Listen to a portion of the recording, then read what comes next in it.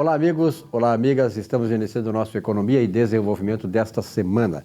E de imediato vamos ao nosso movimento empresarial.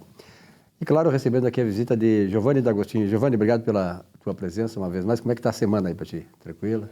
Tranquila semana, tudo certo. Agosto, né? Já começamos agosto. Já estamos em agosto, já estamos... Oitavo mês do ano já. No fim do ano, né? A parte final desse ano de 2023, sobrevivendo. Nós estamos indo para o final do ano, mas uma coisa que continua a preocupar o mundo empresarial, e quando eu falo em mundo empresarial, não falo só das grandes empresas, mas também das pequenas empresas, aquelas pessoas que estão querendo fazer uma empresa, que abrem uma empresa e tal, que é o processo de reforma tributária que está no Senado Federal. Quais os principais pontos que tu gostaria de esclarecer para que o nosso empresário aí tenha noção do que está esperando, o que pode acontecer? Então, Silvio Lopes, nós recebemos quase que diariamente contato de empresários, de clientes, que estão muito inseguros com essas perspectivas de mudança, né? E eu ouvi recentemente a entrevista de um governante, e esse governante disse em uma emissora, numa rádio, que o sistema tributário é tão ruim que qualquer coisa que fosse feita melhoraria, né? Eu acho que o sistema tributário atual é caótico, é ruim, mas não dá para partir dessa premissa para que qualquer coisa que substitua esteja valendo. E, sobretudo, se aceite isso, né? Não pode se aceitar isso. Pois então, né?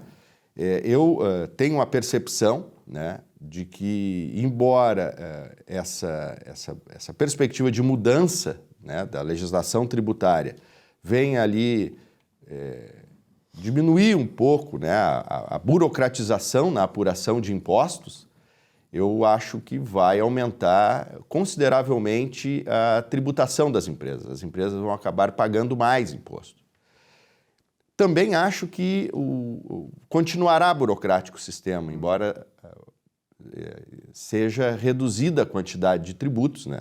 Eu gostaria de rapidamente aqui pincelar o que vai acontecer, né? O que vai acontecer? Hoje nós temos diversos tributos, né? Diversos tributos, e esses tributos, principalmente os estaduais e os municipais, têm diversas legislações, né? Porque nós temos um sistema federativo, onde nós temos os municípios, onde nós temos os estados, nós temos a União, né? Uhum. E com relação ao tributo estadual, que é o ICMS, embora exista lá um molde de como é que se tributa o ICMS, cada estado tem a sua legislação, né? Da mesma forma, tem o ISS-QN, o ISS, que é um tributo municipal, que também existe um molde federal, né, de como é que tem que se tributar o ISS, mas cada município tem uma tributação diferente. Então, sob esse aspecto, a reforma tributária pretende unificar a regulamentação desses tributos, né, todos eles. Uhum. Então, quem passa a legislar sobre todos os tributos passa a ser a União, né?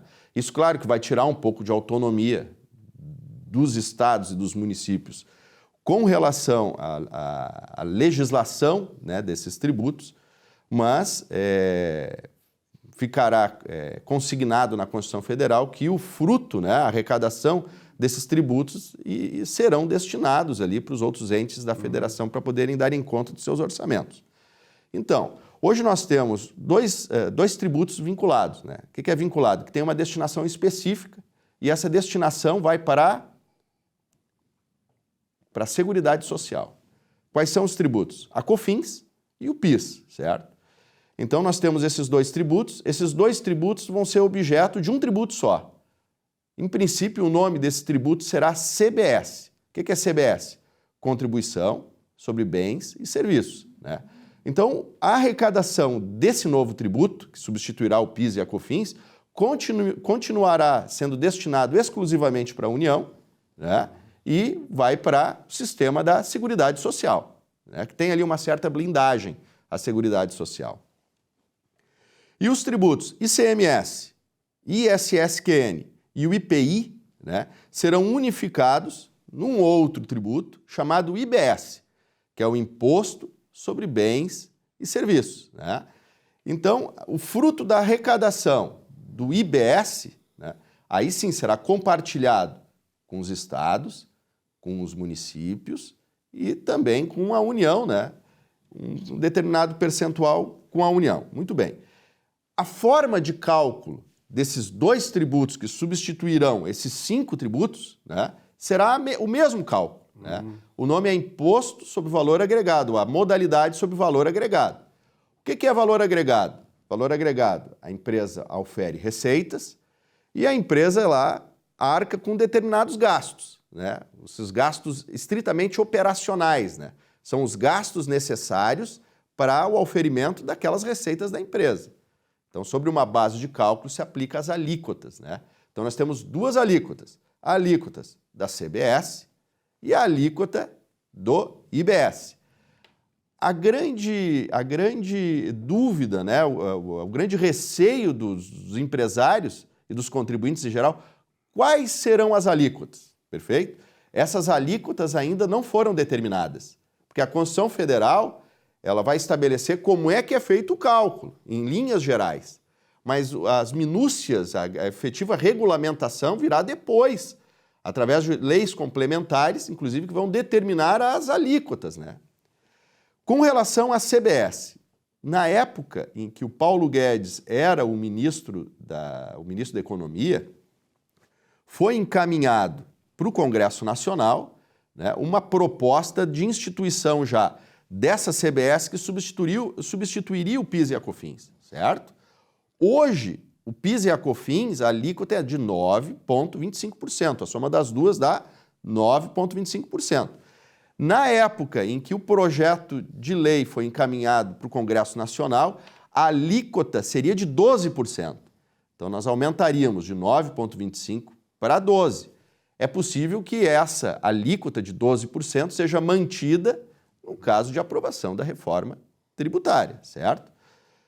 IBS. Então, IBS que substitui o ICMS, o ISSQN e o IPI. Hoje, a média das alíquotas do ICMS é 17%, do ISSQN é 5% e do IPI uma média dá em torno lá de 5%. Né?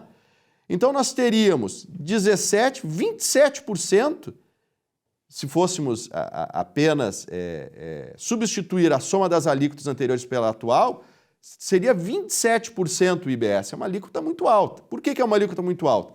Porque nós teríamos os 27% de um tributo, mais 12% de outro tributo, eu só estou especulando, mas tem outros tributos ainda que não integram a reforma tributária, que é o imposto de renda, continua como está, em princípio, imposto de renda. A contribuição social sobre o lucro líquido não está abrangido nessa reforma tributária. E nós temos também a contribuição previdenciária patronal, que é os 20%, né, ou as contribuições incidentes sobre a folha de pagamento de salários. Né? Então, a carga tributária nossa, nós temos que tomar muito cuidado para não se tornar exagerada a tributação, para não desestimular o cenário econômico no Brasil. Porque a gente está falando 12 mais 27, mais 4, mais 2, mais 20 sobre a folha de salários. Até onde nós vamos chegar, Silvio Lopes? 70%. Né? Até onde nós vamos chegar, verdade, não é? Verdade. E nós temos ainda, nessa reforma tributária, a criação de um imposto seletivo, que não existia, né? Uma criação de um imposto seletivo, aonde o Poder Executivo vai determinar, segundo esse projeto desse imposto seletivo, que o Poder Executivo pode determinar uma taxação sobre produtos que fazem mal para a saúde e produtos que fazem mal para o meio ambiente. Então, o governante de plantão pode eleger lá determinado produto, dizer, olha, esse produto faz mal para o meio ambiente. Gasolina. É essencial hoje, a nossa mobilidade urbana e o transporte de mercadorias, basicamente, no Brasil, né, é do combustível fóssil. O combustível fóssil gera fumaça, faz mal para o meio ambiente. Mas eles vai taxar isso acrescentado com os outros tributos todos, talvez fique inviável, né? Vai ter um exponencial aumento mesmo da inflação, né? Uma inflação generalizada no Brasil. Não é? Então, essas são o escopo, né? O escopo de uma reforma tributária que está por vir. Né? O Senado tem que prestar muita atenção mesmo, para não tornar o Brasil um país que não dê para as empresas... engessado completamente. Vai ficar engessado, não é? E também o Senado tem que prestar muita atenção porque nesse projeto não está sendo possível ingressar no IVA como um redutor de base de cálculo, a mão de obra paga para a pessoa física. Isso será altamente prejudicial para os prestadores de serviços. Perfeito. Giovanni, obrigado pela tua presença aqui. Esses esclarecimentos fundamentais para todos nós, né, para toda a sociedade, não só o mundo empresarial. E até a próxima. Até a próxima, um abraço. Olá, entre os nossos direitos inalienáveis estão a vida, a liberdade e a busca da felicidade. Os dois primeiros é função precípua do Estado garantir. A busca da felicidade cabe a cada um de nós. É de nossa livre escolha buscar ou não o que cada um considera o que seja a felicidade. Mesmo sem ser atribuição do Estado, este não deve opor dificuldades nos quesitos, mas distribuir oportunidades. A educação e o trabalho são os caminhos imprescindíveis. A tragédia brasileira é que hoje 35% dos jovens entre 18 e 24 anos nem estudam, nem trabalham. É a geração nem. Nação alguma se desenvolve e prospera diante de tão monstruoso pesadelo geracional. Pense nisso e boa semana.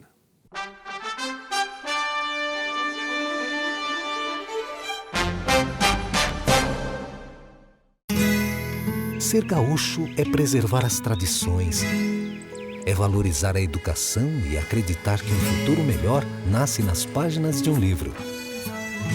É nossa tradição trabalhar duro. Temos orgulho do suor que escorre do rosto. Ele reconforta a alma e sedimenta uma vida digna. É nossa tradição valorizar o passado para desenvolver o futuro. CMPC Celulose Rio Grandense. Desenvolvimento é a nossa tradição.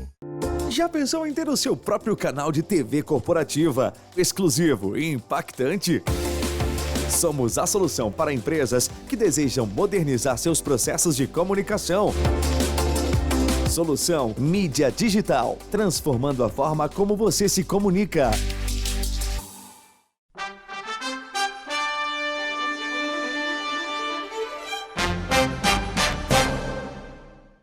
Olá, meus amigos e amigas. No Saiba Mais sobre seus direitos, hoje gostaria de tratar sobre direito previdenciário. Como funciona a perícia no INSS? A perícia médica é uma avaliação realizada por um profissional vinculado ao INSS, que determina se o segurado está apto ao exercício dos seus trabalhos ou das suas atividades diárias. Esse pedido pode ser solicitado pelo segurado, se autônomo ou contribuinte individual, diretamente pela plataforma do Meu INSS, na internet. E caso seja um segurado empregado numa empresa formal, é a empresa quem deve encaminhar o pedido deste empregado ao INSS. Muito importante é saber que esse procedimento investiga a incapacidade e não a enfermidade. Logo, por mais grave que seja a doença, se ela não gerar a incapacidade para o trabalho, o segurado não terá direito a benefício algum. Além do exame físico, há a avaliação dos documentos médicos do enfermo, os quais devem ser atuais, conter o diagnóstico, indicar o tratamento e o tempo estimado para o seu afastamento. Após a realização do procedimento, o segurado poderá consultar o resultado da perícia através do aplicativo na internet do Meu INSS ou via ligação para a central de atendimento, pelo número 135.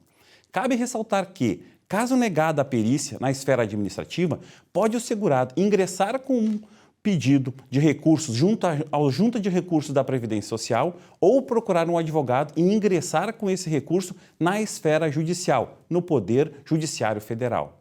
Para se sair bem na perícia, é importante buscar um advogado especialista em direito previdenciário, capaz de verificar o preenchimento de todos os requisitos. Fique atento, busque os seus direitos. Por fim, eu agradeço a audiência e desejo uma boa semana a todos e até o próximo programa. Hoje, no espaço aqui do Economia e Desenvolvimento, o espaço do Escritório Mortário e Bólico, onde a gente usa para falar sobre investidores e investimentos em matérias que são muito atuais no mercado e que repercutem muito na vida das pessoas, porque investimento, ele repercute no final do dia, lá na vida de cada profissional, de cada trabalhador, cada servidor público. Nós recebemos um especialista, um profissional da área contábil e tributária, Tário Fracasso, que vai falar para nós sobre alguns aspectos de preocupação dos investidores que repercutem na vida das pessoas, mas também de um assunto muito importante aí, a reforma tributária. Tário. Adilson, obrigado pelo convite aí. Então, a gente tem aí um ingresso exponencial de investidores no mercado de renda variável, principalmente ali naquele período de pandemia. E através dessas facilidades de investimento, muitas vezes a gente deixa de lado a parte desse compliance tributário, né? A gente fala de renda variável, a gente está falando de renda, a gente está falando de fato gerador do imposto de renda. Então tem mais gente de olho nisso, né? A Receita Federal, em junho de 2021, publicou uma instrução normativa obrigando as corretoras a informar a Receita sobre os ganhos oferidos, né, na Bolsa de Valores por contribuintes. E quem entregou a declaração de imposto de renda esse ano, principalmente pelo modelo de declaração pré-preenchida, já se assustou, né, com a quantidade de informação que está vindo. Mas será que está tudo pronto? Será que aquilo ali está certo? O nome é pré-preenchido, então é justamente por isso que a gente tem que tomar mais cuidado, né? Então o investidor hoje deve tomar alguns cuidados, sim, quando a gente está falando de tributo envolvendo esses ganhos no mercado financeiro. Tairo, já aconteceu comigo, tá? Eu lembro, a gente já investe há algum tempo e é por isso que a gente se coloca sempre como investidores advogando para investidores, de ter tido problemas com relação a isso. Eu sei que muito empresário também investe na pessoa física e na pessoa jurídica. Eu acho, não sei se tem diferença contábil, tributária aí, mas o fato de, eventualmente, eu investir em ações ou mesmo numa renda fixa, eu tenho que tomar uma cautela muito mais específica, eu tenho que recolher tributos mensalmente, eu tenho que fazer declarações diferentes ou essa declaração pré-preenchida, por exemplo, já me soluciona a vida? Não é bem assim, né? Eu falo que hoje o investidor está muito vendido, principalmente pelas regras de isenção, né? Então, a gente tem um artigo dentro da lei, se não me engano é a 1033, que fala sobre os ganhos que são isentos para a venda de ações até R$20 mil por mês. E muitas vezes o investidor, ele lê isso e interpreta da seguinte maneira: bom, não vendi até R$20 mil, não preciso mais fazer nada, está tudo resolvido. E não é bem assim, né? Não é bem assim. Então a gente tem que tomar cuidado porque fala específico em ações. Então o fundo de investimento imobiliário, mas fundo de investimento imobiliário é isento, mas não a venda das cotas do fundo de investimento imobiliário. A gente também tem outros assuntos como criptomoeda e o principal, que é a perda, né? Às vezes o investidor ele não faz a apuração dele por achar que está isento e não contabiliza uma perda, deixando de aproveitar essa perda num lucro futuro, né? Podendo estar pagando menos imposto nessa apuração. Fazer só uma divisão rapidinha quanto à questão de pessoa jurídica. Às vezes, será que é a mesma coisa investir, né, na pessoa jurídica e na pessoa física? A gente tem que tomar cuidado porque na pessoa jurídica envolve outros tributos. Na pessoa física a gente se preocupa sempre com o imposto de renda, na pessoa jurídica a gente tem o adicional do imposto de renda, a contribuição social. Dependendo do regime tributário da empresa, o PIS e a COFINS, que pode estar comendo a renda que esse investidor estaria tirando, né, desse investimento. Então, Tairo, essa apuração ela ocorre na venda das ações. Isso, sempre que eu tiver algum fato gerador, como tu disse, de renda, eu vendi as ações, eu realizei, eu devo necessariamente buscar um profissional para fazer esse tipo de registro, certo? Porque também, uma coisa que acontece muito no mercado, a gente vem sempre trabalhando com a questão da profissionalização. Então, sempre que a pessoa for investir, ela está colocando aqui as suas economias em jogo, e esses dias eu dei um exemplo. Quando tu vai comprar um imóvel, tu contrata um corretor, tu contrata um advogado, uma imobiliária, tu se cerca de profissionais para fazer tudo certo. Daí, quando tu vai fazer o mesmo tipo de investimento no mercado, né, com um valor, às vezes, até acima de um imóvel, tu, às vezes, faz por conta. E daí que gera todo esse tipo de problema. Então, quando eu for realizar um investimento, eu realizei o lucro, realizei a renda ou, enfim, tive prejuízo, eu devo ali, naquele momento, buscar uma assessoria profissional para tomar as medidas onde eu não vá ter tipo de problema tributário. É isso? O erro comum do contribuinte, né, é investir no mercado de renda variável e daqui um pouco acreditar que o assessor que está colocando ali essas opções para ele vai resolver tudo. Essa parte de tributo não é bem assim. Fica sempre por conta do contribuinte. Qual é o momento de fazer essa apuração? É no momento da operação. Não é lá depois, no ano seguinte, na época da entrega da declaração do imposto de renda. Lá não vai dar mais tempo de fazer essas apurações. Eu sei que a apuração hoje já está muito mais fácil do que antigamente, que a gente tinha que pegar a nota de corretagem manualmente ou através de um sistema, uma planilha, trazer os custos, fazer esse abatimento. Hoje tem uma série de sistemas, de calculadoras de R pronta para poder te auxiliar a simplesmente fazer um upload aí desse arquivo das notas de corretagem e estar apurando o que teve de movimento mês a mês. É importante ter essa movimentação mês a mês. O tributo devido ele tem que ser pago no último dia do mês subsequente ao de operação e não lá no ano que vem. E na matéria tributária, Tairo, uma coisa que tem tirado o sono dos investidores, a reforma tributária. Porque a gente sabe lá, o investidor ele tem todas as preocupações com relação à rentabilidade, será que eu vou ganhar, será que eu vou perder?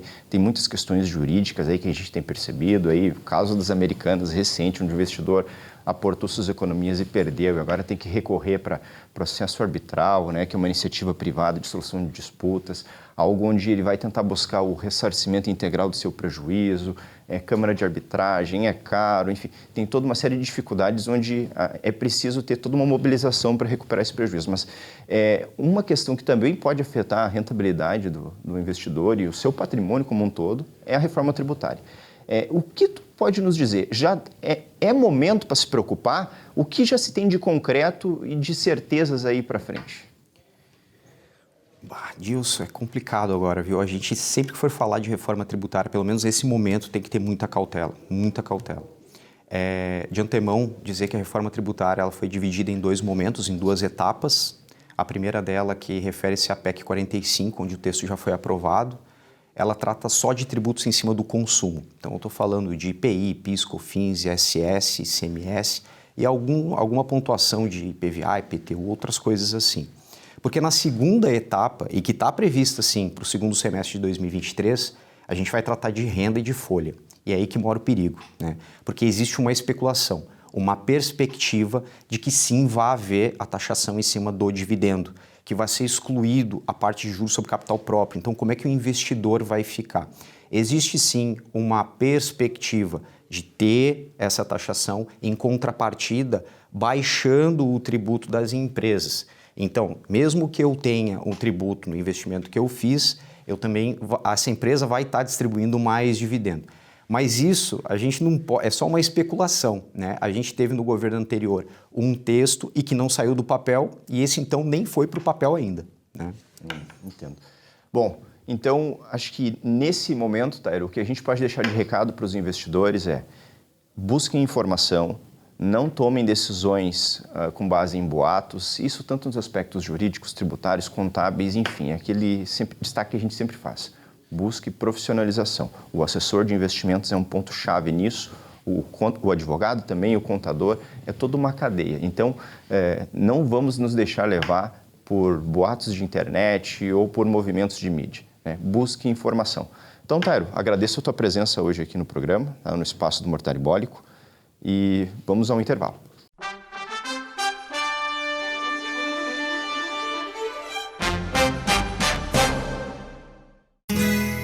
Ser gaúcho é preservar as tradições, é valorizar a educação e acreditar que um futuro melhor nasce nas páginas de um livro.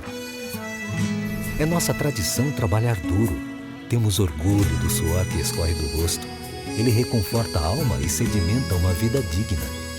É nossa tradição valorizar o passado para desenvolver o futuro. CMPC Celulose Rio Grandense. Desenvolvimento é a nossa tradição. Já pensou em ter o seu próprio canal de TV corporativa, exclusivo e impactante? Somos a solução para empresas que desejam modernizar seus processos de comunicação. Solução Mídia Digital, transformando a forma como você se comunica.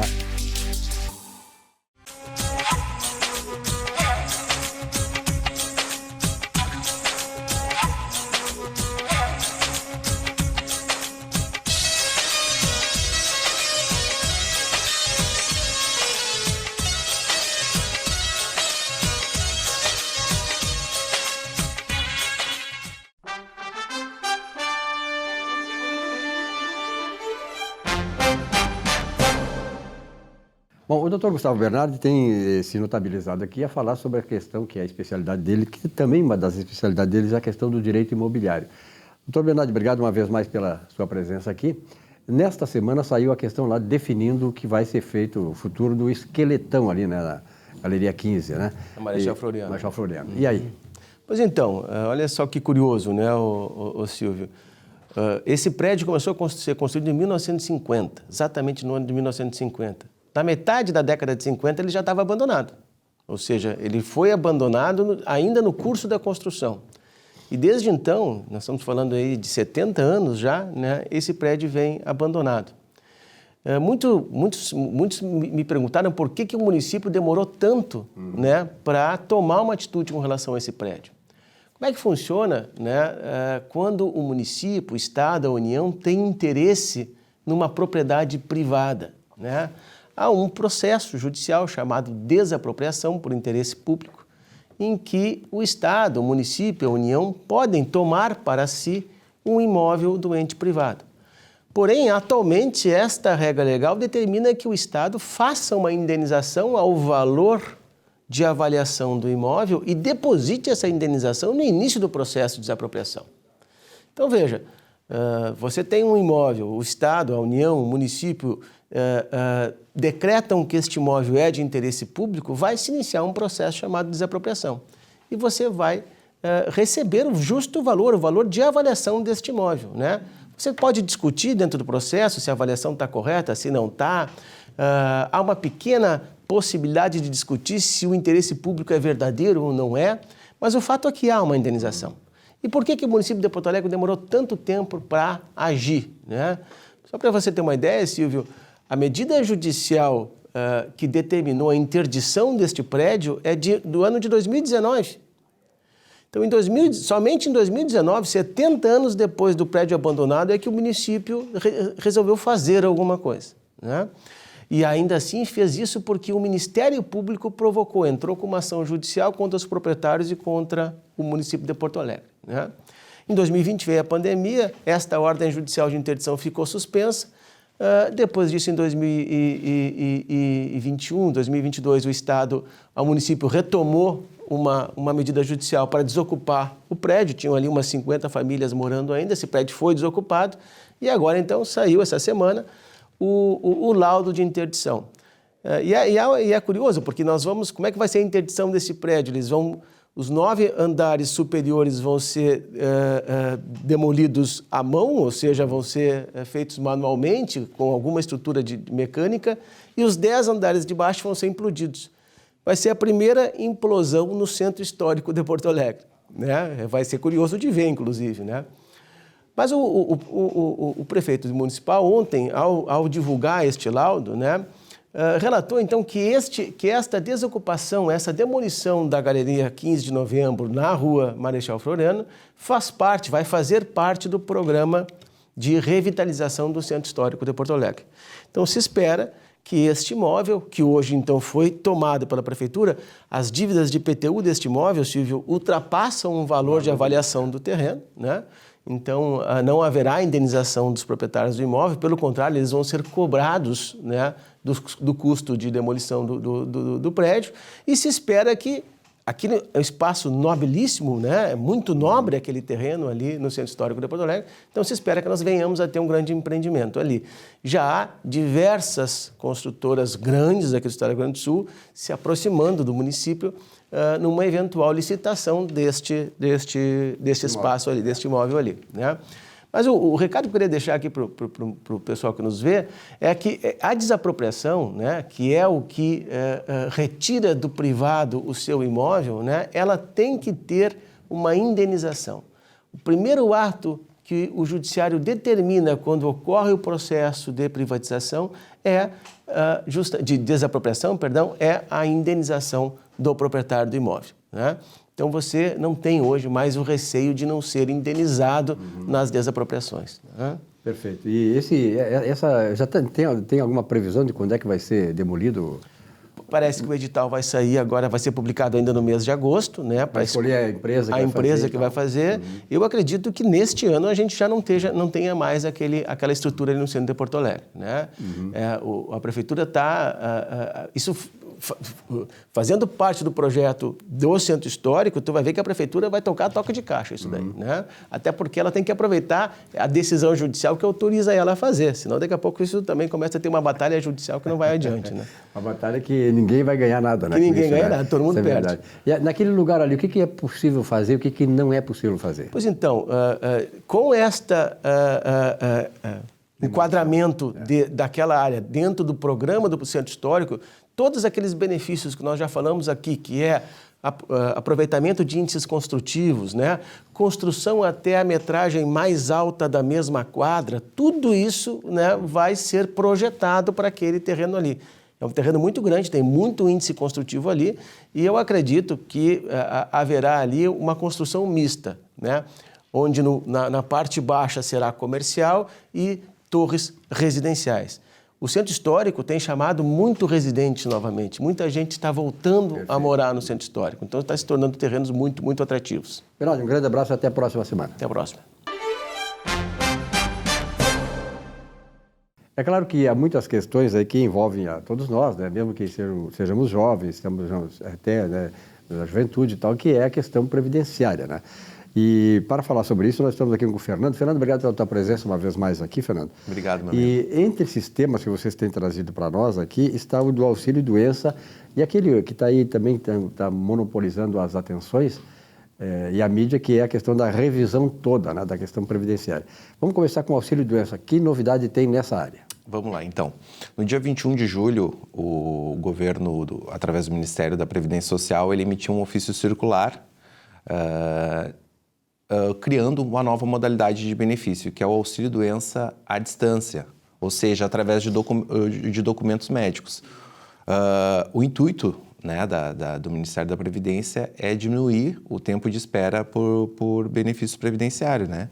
Estima-se, Silvio, que a gente tenha quase 2 milhões de brasileiros esperando uma decisão do INSS para conceder ou não um benefício, né? E desses, 600 mil estão aguardando perícias médicas. Então, o que o Ministério da Previdência fez? Ele criou essa modalidade de auxílio-doença, onde você junta os documentos médicos e não tem uma perícia presencial. Então, com isso, né, é uma tentativa para que diminua o tempo de espera, né? O governo anterior, ali no ano passado, ele também havia criado esse benefício, só que com algumas diferenças, né? Esse que veio, essa novidade desse ano agora, vai funcionar da seguinte maneira. Você pode solicitar o teu auxílio-doença, você vai ou pelo canal do meu INSS, que é através da internet, ou pelo telefone, pelo 135, você vai lá, você vai juntar os documentos médicos para que seja analisado, né?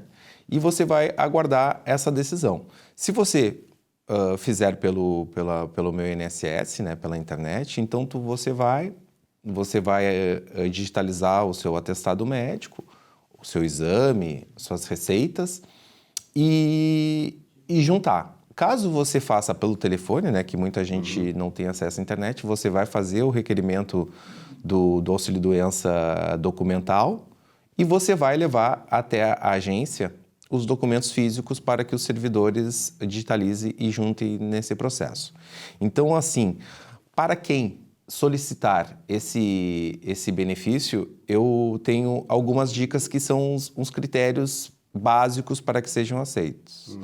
Primeiro, tem que ter o nome completo do segurado que tá pedindo esse benefício. Tem que ter a data do início da doença, né, onde começou. Tem que ter um prazo estimado de repouso necessário para esse paciente ficar afastado do trabalho. Muito importante é a CID, que é o Código Internacional da Doença, a assinatura do médico com o carimbo do CREMERS e também a data, né? Então, esses requisitos são básicos para que seja concedido esse benefício. O que acontece? Ano passado, que também tinha esse benefício, ele tinha um prazo máximo de 90 dias. Agora, esse novo auxílio-doença, ele vai ter um prazo máximo de 180 dias, ou seja, o prazo máximo que você vai conseguir de benefício são 6 meses. Então, se o teu médico disser que tu tem que ficar afastado 1 ano, através dessa modalidade, você vai ficar somente 6 meses, que é o prazo máximo desse benefício. Outra questão importante é que, diferentemente dos anos passados, esse benefício também vai admitir benefícios acidentários, desde que o segurado junte a CAT, né, que é a comunicação de acidente do trabalho. Dito isso, é uma tentativa, né? É uma boa tentativa e uma boa possibilidade do segurado fazer esse pedido, porque não vai passar por perícia e talvez seja analisado um pouco mais rápido. Quem já tem um pedido de perícia agendado e que demande mais de 60 dias para ela acontecer, você pode também optar, mesmo já tendo agendado, você pode optar por esse benefício à distância. Uma outra questão bem importante é que ele não pode ser prorrogado. Então, se você fizer, tu não pode emendar um no outro, você vai ter ou que fazer presencial ou fazer um novo pedido desse benefício. Então, eu vejo com bons olhos essa criação nem tão nova, porque no outro governo também eles fizeram, para que tente se reduzir a fila, né, Silvio? Porque imagina 600 mil pessoas esperando apenas a perícia, né? É muita coisa, né? E daí também, imagina a pessoa doente, sem trabalhar, precisando do auxílio, né? Do auxílio e fica nessa espera. Então, assim, eu peço que os nossos telespectadores prestem bem atenção nesses requisitos. Então, o atestado tem que ser bem redigido, tem que ser bem legível, né? Às vezes a gente sabe que os nossos colegas médicos às vezes escrevem. O ideal é que, se for escrito, seja bem escrito, legível, né? Bem legível, ou né? Digitalizado, como é que se diz? Escrito. Aqui no meu tempo é escrito à máquina, né? Existe, escrito à máquina, exato. No computador, às vezes também é melhor. Então, tem que ter o nome, tem que ter a data do início da doença, tem que ter o prazo estimado de afastamento, a CID, a assinatura do médico e o carimbo dele com o CREMERS. Eu não sei porque que eu não sou médico, que letra de médico eu tenho. Pois então. Às vezes eu não entendo, nem porque eu escrevo, né? Às vezes nem tu entende. Mas sempre, viu, né, Fernando? Sempre que houver um caso desse que se defrontar com essa questão com a Previdência Social, é importante que você tenha consciência de que deve-se procurar alguém que já sabe o caminho mais curto, o caminho mais produtivo, né, para você não gastar tempo e tal. Claro. Depois chegar lá e a coisa não vai em frente e não é como você queria, ou pelo menos teria o direito de ter.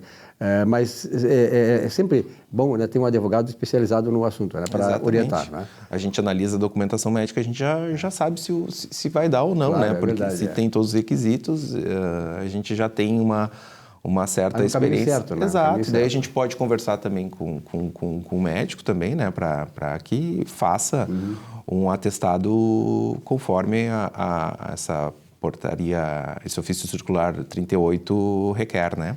E a questão da revisão da vida toda, isso aí? Pois então, Silvio, tu sabe que agora, no dia 28 de julho, a gente teve uma grande novidade na revisão da vida toda, né? O ministro Alexandre de Moraes, ele despachou no sentido de suspender todos os processos no território nacional que versem sobre a revisão da vida toda. A gente via alguns juízes, né, tocando a revisão da vida toda, dizendo que o Supremo já tinha julgado e que até tem jurisprudência dizendo que não precisa o trânsito em julgado para que seja determinada a decisão. Mas, então, o ministro ele acatou o pedido do INSS nos embargos de declaração que o INSS interpôs, para que suspendam todos os processos da revisão da vida toda no território nacional. E, ainda assim, ele já foi marcada a data. Então, vai ser no plenário virtual, então ele fica entre o dia 11 e 21 de agosto, vai ser julgado os embargos de declaração da revisão da vida toda. Os embargos, para os nossos telespectadores entenderem, ele é um recurso onde o INSS ele perde alguns esclarecimentos sobre a decisão. Ela não tem o poder de mudar o mérito. Perfeito. Onde se concedeu o direito da revisão da vida toda. Mas o INSS quer alguns esclarecimentos, né? E é isso que vai ser dado pelos ministros agora nesse interim. Então, até lá vai ficar tudo suspenso, Vamos aguardar, né? E é isso aí. Vem por aí. Exato. Fernando, um grande abraço, obrigado pela tua presença aqui. Até a próxima. Até a próxima, amigo. Um rápido intervalo, já voltamos com o nosso Economia e Desenvolvimento. Até já.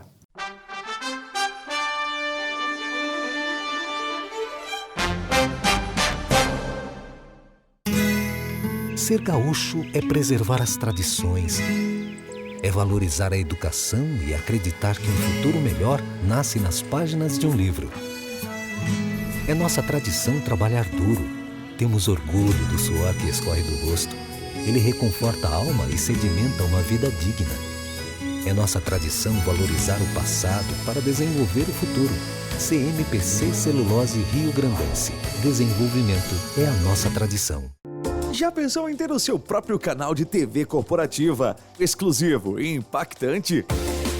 Somos a solução para empresas que desejam modernizar seus processos de comunicação. Solução Mídia Digital, transformando a forma como você se comunica.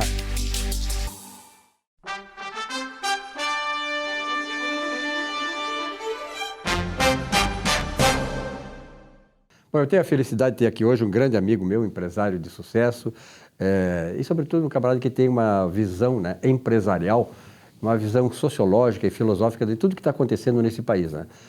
Eu sempre digo assim que nós precisamos de pessoas que tenham essa visão, porque é esta visão de mundo que nos fará um país melhor, um país que seja realmente uma grande nação no futuro. Talvez nós tenhamos alguma desesperança com o que está acontecendo agora, mas temos que seguir firme porque essa mentalidade tem que prevalecer. O Brasil é muito rico, o Brasil tem um potencial extraordinário e nós vamos apostar em tudo isso aí. Rogério Povos da Silva, obrigado, Rogério, pela tua presença. Obrigado pelo convite, é um prazer voltar aqui ao teu programa e dizer que é uma satisfação enorme ter um programa aqui no Rio Grande do Sul, com a audiência do teu programa. Economia e Desenvolvimento. Economia e Desenvolvimento, que traz sempre assuntos bastante pertinentes da economia aqui do Rio Grande do Sul e do país como um todo. Rogério, na verdade é o seguinte, né? Esse programa ele foi feito exatamente para isso, para discutir essas questões, né? Nós sabemos que a discussão, né, verdadeira, uma discussão sensata, honesta sobre esses temas é que vão romper com essa coisa que o Brasil é tão potente, né, tão potencialmente rico e nunca se desenvolve. Por que isso está acontecendo, Rogério? Olha, eu tenho uma visão muito particular a respeito desse tema. Eu acho que de décadas para cá, nós abandonamos as virtudes. As virtudes humanas são, para mim, a mola fundamental para o desenvolvimento de uma sociedade. E nós abandonamos isso. Nós fomos para o caminho mais dos direitos de cada um, todo mundo tem direito, também, né? Caminhos mais fáceis, caminhos assim novos, alternativos que o mundo inteiro não experimentou e aonde o mundo experimentou nunca deu certo em lugar nenhum.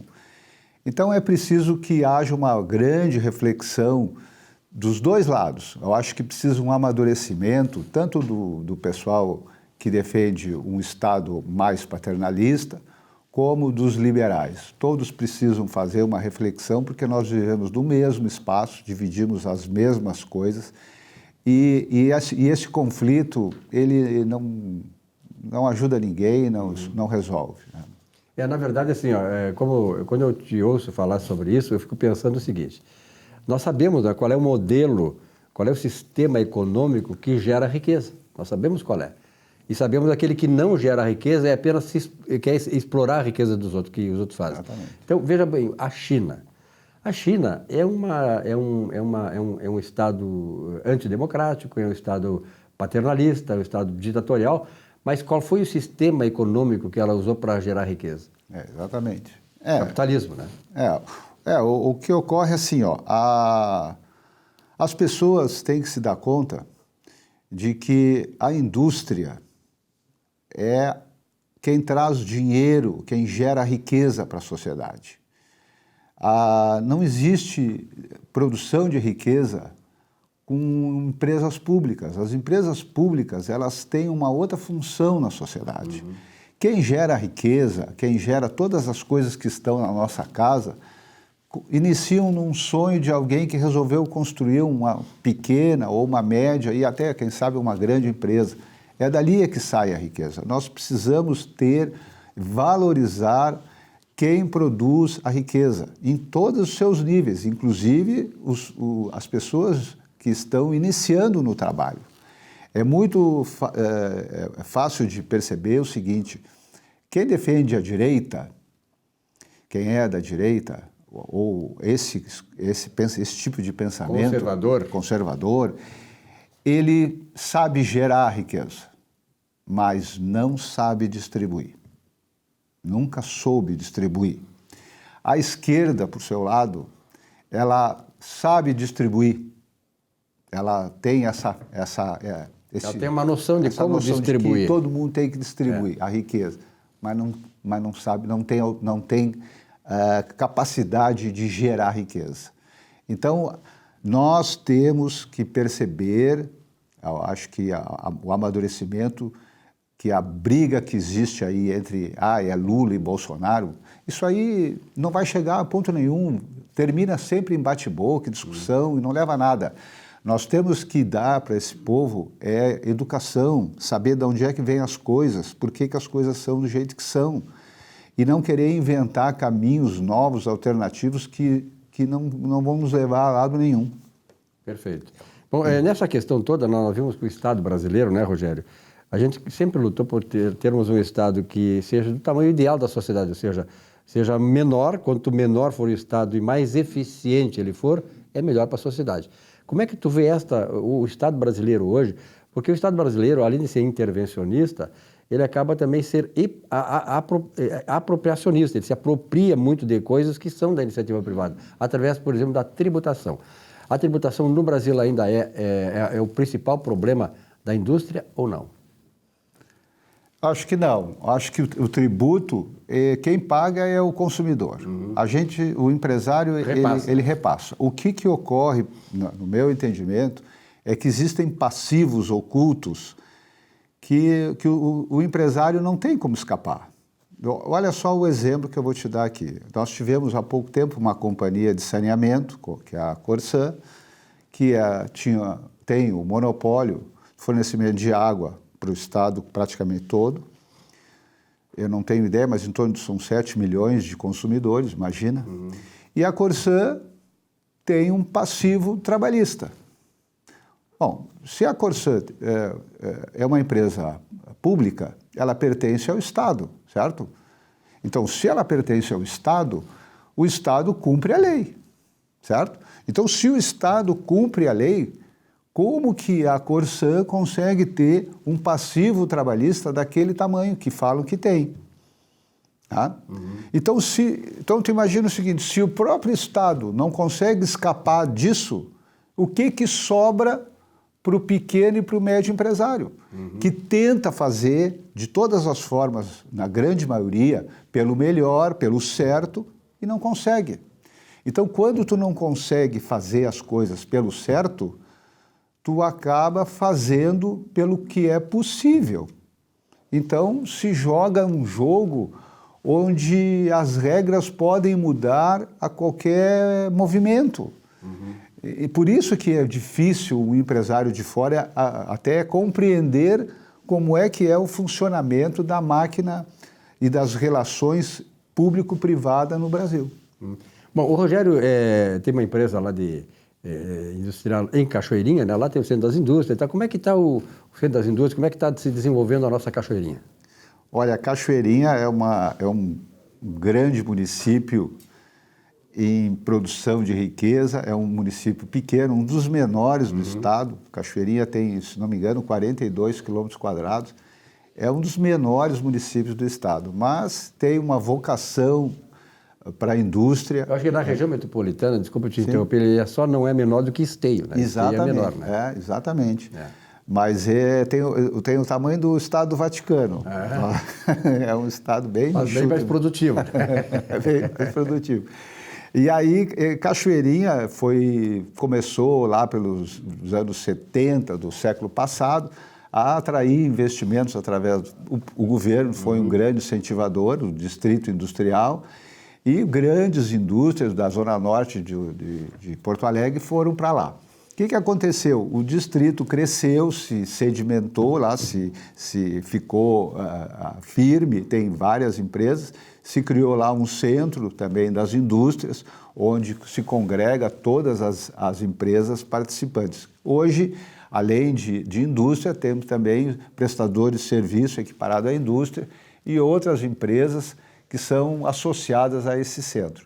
E é um município que vem assim, demonstrando um ótimo crescimento, tem um PIB ótimo, tem um poder econômico ali bastante desenvolvido. Perfeito. E Cachoeirinha tem um ponto estratégico na região metropolitana também, né, Rogério? Ele é estratégico e, ao mesmo tempo, ele tem dificuldades de escoamento, sabe? Existe um projeto de uma estrada que chama-se RS10, que é uma estrada que já está sendo planejada, eu acho que há mais de 40 anos, porque nós temos a RS20, a RS30, que todo mundo conhece, a RS40, aquela que vai para a praia, e a RS10, que seria a primeira, não saiu. É uma estrada que agora parece que agora vai ter um andamento, mas é de vital importância para a região toda, porque ela seria um escoamento daquela região paralela com a BR-116. Né? Então, o nosso problema maior lá é de infraestrutura. A água, que é um problema que a gente tem, né, com o Rio Gravataí, e o problema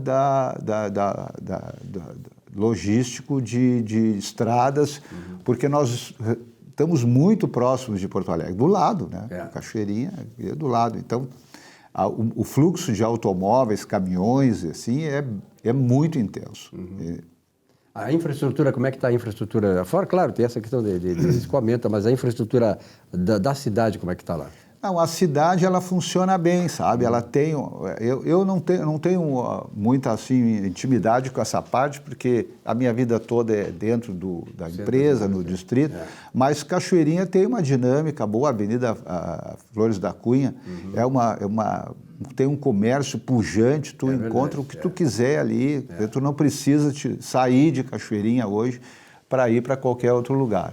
Né? Mas, enfim, a região toda é beneficiada por esse comércio ali, não só Cachoeirinha, como Gravataí, Canoas. Né? Então, hoje, a grande Porto Alegre, pela convivência que a gente tem ali, a gente percebe que a grande Porto Alegre, hoje as pessoas praticamente não têm mais necessidade de se deslocar dali para fazer qualquer coisa, até exames médicos de complexidade média, assim, se consegue na região. Que maravilha. E o setor de serviços também cresce muito lá, é muito pujante lá em Cachoeirinha. Cresce sim, ela vem alavancado justamente pela indústria, né? Que é quem traz o dinheiro novo. Claro, né? Eu sempre comento lá com os meus colegas que a grande diferença, não querendo puxar para o nosso passado, mas olha só, aí o comércio, ele tem como base se abastecer de fora do município, né? E vende os seus produtos ali, comercializa ali na cidade. Muito bem, o que ocorre? Os recursos do município vão para fora. Né? Então, o dinheiro vai embora, os recursos se vão para fora do município. A indústria é justamente o contrário. Ela vende para fora do município e traz dinheiro novo.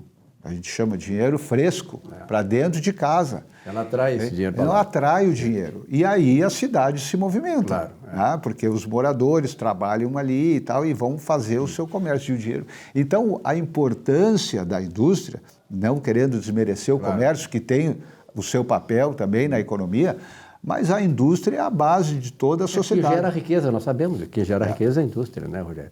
Exatamente. Então, eu tenho, ao longo da vida, já estou beirando aos 70, mas eu vejo que a gente precisa compreender que a indústria é realmente quem gera riqueza e nós não podemos nos prescindir disso. Nós estamos levando a nossa economia basicamente para a importação e achando que isso está tudo bom, que está tudo certo. Então, agora mesmo o governo recebeu aí até uma questão aí desses 4 bilhões de impostos de produtos chineses, né?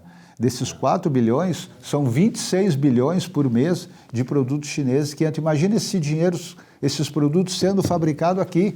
E o dinheiro circulando aí, né? Rogério, obrigado pela tua presença aqui. Eu estou há horas tentando convencer o Rogério, tomara que a partir de agora ele se convença, né, a ser um dos integrantes aqui do programa, porque o programa quer exatamente trazer esses líderes empresariais que tenham essa visão, porque nós precisamos despertar, como o Rogério falou, na atual geração, nas futuras gerações, que este país ele tem que ser muito mais do que já é.